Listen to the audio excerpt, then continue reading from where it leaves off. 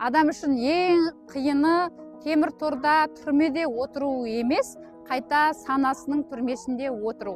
Сананың еркіндігі, тәннің еркіндігі, рухтың еркіндігі үшеуі біріккен кезде ғана адам нағыз еркін адамға айналады. Біз ойлаймыз, еркін өмір сүріп жатырмыз деп, бірақ санамыздың түрмесінде отырғанымызды білмейміз.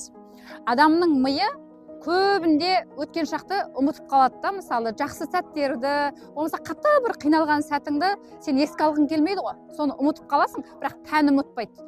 Тәнде ол жазылып тұрады. Мысалы, бір кезде сенің балаң ауырып қалса, сен қайта-қайта бір түрлі балаң ауырып қалатын сияқты қорқа бересің.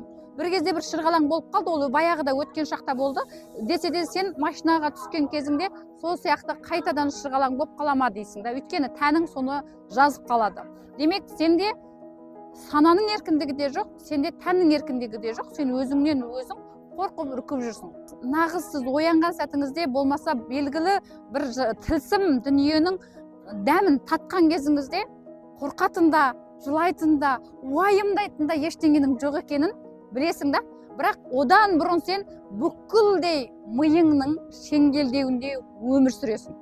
Санаңдағы шектеуді бұзып, тәніңдегі сезімдерді басқаша жасап, және өзің ұрықты болып өмір сүрген кезіңде өмірде мынау болмай қалады-ау, ертең ақшам жоқ болып қалады-ау, ауырып қалам ба, не істеймін деген сенде уайым болмайды. Ол кезде сен бүкіл потокқа қосыласың, әлемнің энергиясымен бірге кез келген қалауыңның орындалуы қиын емес екендігін, бәрінің оңай екендігін, өмірде жеңіл өмір сүруге болатындығын, бәрі мүмкін екендігін сезінесің және соған қол жеткізесің.